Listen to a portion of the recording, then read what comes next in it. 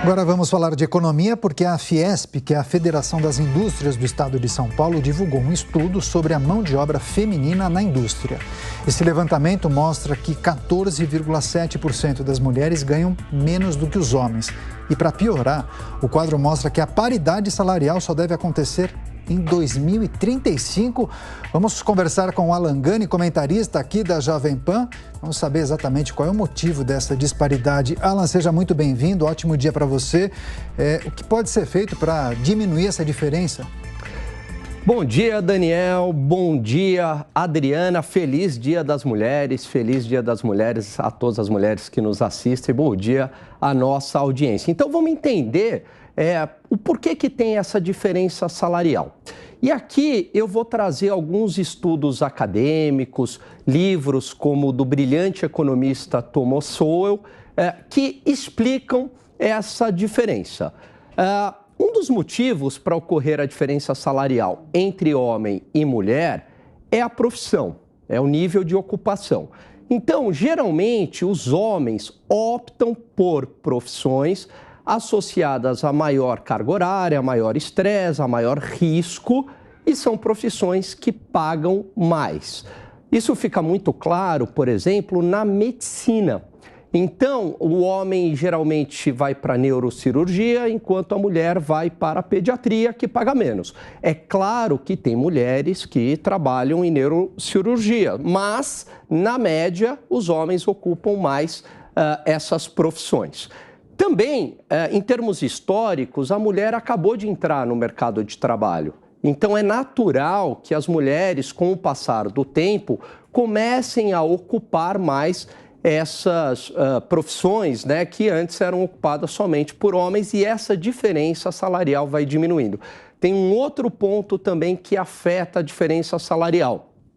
É a maternidade. Então, a mulher, ela sai, né, do mercado de trabalho para cuidar do bebê, e isso causa um prejuízo profissional a ela, né? Muitas vezes reduzindo o seu salário. Muitas vezes também a mulher opta por trabalhar menos e cuidar do bebê e cuidar da família, e isso a gente tem que respeitar, é uma decisão dela. Então, tem inúmeros fatores aí que a gente deve levar em conta para poder fazer essa equiparação, né? Para fazer essa comparação do porquê que o homem ganha mais do que a mulher. Eu devo considerar todas essas variáveis. Pela lógica econômica, se a mulher ganha menos, né, então os empresários simplesmente contratariam mulheres porque seria mais barato. E não é isso que ocorre, justamente porque tem outros fatores. Se você me permitir, Daniel, pois não. O livro do Thomas Sowell traz uma comparação bastante interessante, que é a seguinte: se eu considerar o mesmo cargo, o mesmo ano de experiência, a mesma ocupação, se a mulher é solteira, né, que isso também influencia, se é solteira e nunca teve filhos. Quer dizer, e aí eu tenho um contrafactual perfeito na comparação entre salários de homens e mulheres, na média daí a mulher passa a ganhar mais. Então a gente precisa entender o que está por trás disso, né, na indústria, do porquê que o homem está ganhando mais em média do que a mulher. Quer dizer, é a maternidade, é o mesmo nível de ocupação, levar em conta todos esses fatores. Alan, um outro destaque, há pouco a gente acompanhou rapidamente aqui no Jornal da Manhã, queríamos sua análise mais profunda. O brasileiro nunca sacou tanto dinheiro da caderneta de poupança desde 1995, olha só essa data, hein? Por que será esse movimento? Como você justificaria? Legal, Adriana. Então, isso pode estar ligado a dois fatores. Um fator é a inflação. Então, o custo de vida ele aumentou bastante, a inflação está aí, né? A inflação gira na casa de 6%. Então, eu saco o dinheiro para compor ali o meu orçamento, para o meu poder de compra, né? Para o consumo, enfim.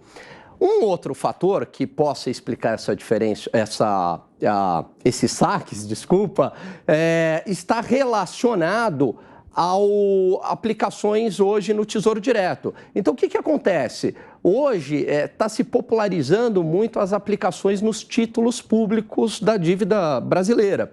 E aí, o que acontece? o poupador, né, o investidor que antes colocava dinheiro na caderneta de poupança, hoje ele opta pelo Tesouro Direto, que acaba oferecendo uma remuneração maior e com o mesmo risco, ou diria até com menos risco. Então, também pode estar explicando aí essa diferença. Disparidade salarial entre homens e mulheres em destaque com o Alan Gani. Agora, Amanda Klein, sua questão, por favor. Alan, eu discordo de você nessa sua reflexão inicial. Muitos estudos mostram que as mulheres ganham menos que os homens. Estudos da Organização Internacional do Trabalho, diversas consultorias como dados, mesmo quando elas exercem a mesma função, têm o mesmo perfil de escolaridade e trabalhos muito parecidos. Mesmo assim, elas permanecem em condição de desigualdade perante os homens. Tanto é que o governo vai lançar hoje uma nova lei que institui a equiparação salarial entre homens e mulheres, instituindo multas e fiscalização mais pesadas, porque apesar disso estar previsto na legislação há 80 anos e ter sido reforçado pela Constituição de 88, na prática isso não acontece. E quem é mulher sabe o tamanho das barreiras, preconceito que nós enfrentamos no local de trabalho. Mais casos de assédio moral, mais casos de assédio psicológico, moral, sexual, dificuldades, por exemplo, de você se reinserir no trabalho, saindo 4 meses de licença maternidade, que é uma garantia que você tem por lei. Então, isso não tem que ser usado como explicação para as mulheres ganharem menos do que os homens ou serem menos contratadas. É justamente esse tipo de barreira e esse tipo de preconceito que nós temos que combater no Dia Internacional da Mulher. Então, nós temos que instituir, exigir a equiparação salarial. As mulheres ocupam menos cargos de chefia. Há estatísticas e índices a rodo para comprovar que ainda existe muito preconceito corporativo contra as mulheres. Ocupam menos cargos em conselhos de empresa e não é por qualquer tipo de deficiência intelectual ou mental, ou uma disparidade em relação aos homens, ou porque os homens optam por profissões de maior risco. As mulheres se arriscam e trabalham muito hoje em dia, muitas delas são arrimos de família, famílias de todas as classes sociais, desde das mais vulneráveis até as de alta renda. Então, acho que é um erro a gente apontar diferenças, tentar justificar essa diferença salarial pelas opções que os homens fazem. Não, isso acontece por uma cultura que existe na sociedade que privilegia o homem em detrimento da mulher. E é isso que a gente tem que mudar. Então, era só uma reflexão, um ponto que eu queria colocar aqui, mais do que uma pergunta, é uma outra reflexão, uma outra visão. Bom, da mesma forma que você trouxe esses estudos, eu também trago uma série de estudos muito sérios também, né? Eu recomendo o livro Fatos e Falácias da Economia, do Thomas Sowell, aonde, para poder fazer essa comparação, Amanda, eu tenho que ter o contrafactual perfeito. Não é uma questão ideológica, é uma questão factual, né? Eu tenho que considerar absolutamente todas essas variáveis para poder afirmar que se trata de um machismo estrutural. Ora, se a mulher de fato é mais barata, pela lógica empresarial, a gente contrataria apenas mulheres. E não é isso que a gente verifica. Por quê? Porque existem outros fatores que explicam essa diferença salarial. E isso, eu estou falando de estudos acadêmicos seríssimos. Eu estou falando de um livro seríssimo. Eu estou falando de um intelectual americano, talvez uma das mentes mais brilhantes do século XXI ainda que está viva. E aí, levando em conta tudo isso, né, eu tenho que fazer essa comparação assim de maneira, né, pegar exatamente o mesmo cargo, a mesma idade, se tem a maternidade, se não tem maternidade, enfim, para poder. E na hora que eu faço isso, segundo o livro, a mulher, na média, ganha mais do que o homem. Então, não é uma questão ideológica, é uma questão de dados mesmo.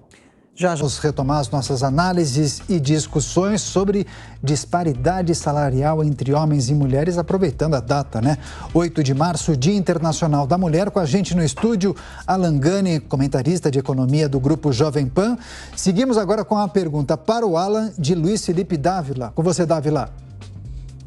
Bom, Alan, muito bom você trazer estudos importantes aqui, Thomas Sowell, porque, na verdade, a gente tem que trazer dados para debater e não ideologia, né? Está aí o governo querendo aprovar uma lei demagógica que, evidentemente, é ineficiente hoje, que o Lula vai sancionar, que obriga a igualar salário de homens e mulheres, quando já é obrigatório pela Constituição brasileira. Então, é quase uma lei para dizer que precisa cumprir o que está na Constituição, o que é pura demagogia.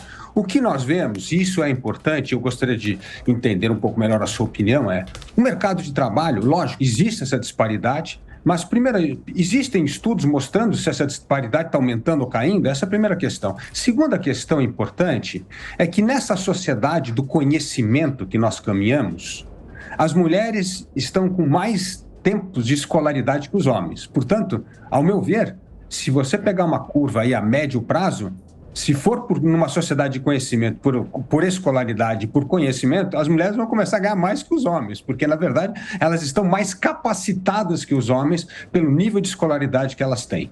Você vê mudanças nesse mercado de trabalho, nessa era do conhecimento, onde essas outras questões que você colocou parece que vão se tornar talvez secundárias, inclusive homens agora estão querendo abrir mão de determinado ganho salarial por causa de qualidade de vida. Então, assim, o mercado de trabalho vem mudando e vem acirrando a questão da disputa nessa sociedade de conhecimento por aumento da escolaridade. Você acha que esse vai ser um fator indutor de elevar esta igualdade salarial entre homens e mulheres?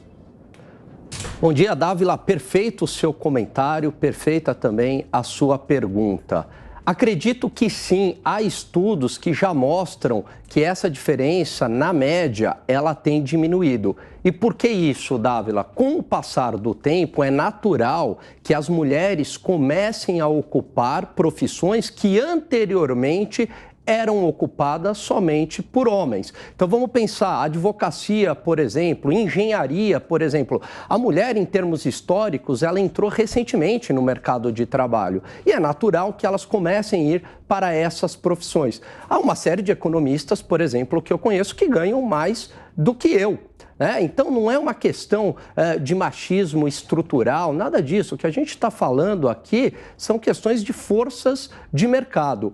E é bastante interessante isso que você trouxe. Por exemplo, há faculdades de medicina hoje, que são mais ocupadas por mulheres do que por homens. Se eu não me engano, aqui no Brasil isso já ocorre. Então, você tem mais estudantes de medicina mulheres, então, portanto, teremos mais médicas mulheres. Medicina é uma profissão que, na média, paga-se bem, paga-se muito bem, e que são mulheres. Então, marketing, por exemplo, marketing digital, é muito comum a gente ter mulheres também e que ganham bastante. Então, isso está muito mais ligado a um processo de escolha e que, com o passar do tempo, essas diferenças elas tendem a ser atenuadas, justamente por quê? Porque a mulher vai optar por essas profissões. E como você bem trouxe também, hoje tem um movimento contrário, Você tem homens pensando mais em qualidade de vida e não querendo ir para profissões de alto estresse, de alto risco, e aí abrindo mão do seu salário pela qualidade de vida. O que é muito importante para fazer a comparação, eu insisto muito nesse ponto, é pegar um contrafactual perfeito, mesma idade, mesma experiência, mesmo cargo, exatamente, se é mãe ou se não é, se já foi casada ou se não foi, porque tudo isso acaba influenciando. E aí, novamente, eu falo no estudo do Sowell, quando a gente pega o contrafactual perfeito, a mulher, na média, ganha mais do que o homem. Então, quer dizer, eu não vou brigar contra os dados, eu não vou brigar contra a estatística manipulada. Quer dizer, é uma questão factual, Amanda, quer falar de novo? Dani, na boa, assim, é muito triste você ver no Dia Internacional da Mulher um exemplo tão acabado de machismo e sim... Não é machismo, não me venha colocar isso na minha boca, não. Você está sendo ideológico. Amanda, em nenhum momento eu falei de machismo. Eu estou dando uma explicação científica. Não me venha colocar isso na minha boca. Eu estou dando uma explicação científica, você está me interrompendo, baseada em livros. Meu lugar de fala. Não venha se vitimizar. Olha o machismo. Não venha se vitimizar. Fazendo mansplaining, interrupting, usando dados de um filósofo, de um economista americano que não se aplicam ao Brasil, provavelmente nem aos Estados Unidos se aplicam, um cara que era negro e lutava contra as ações afirmativas. É esse o exemplo único que você trouxe. Agora, se você entrar, eu sugiro que você entre na página, então, da Organização Internacional do Trabalho, já que você é tão ávido por dados, e leia o que está escrito e todos os estudos que são feitos e publicados anualmente nessa data, para você ver a disparidade que existe entre as condições condições de homens e mulheres.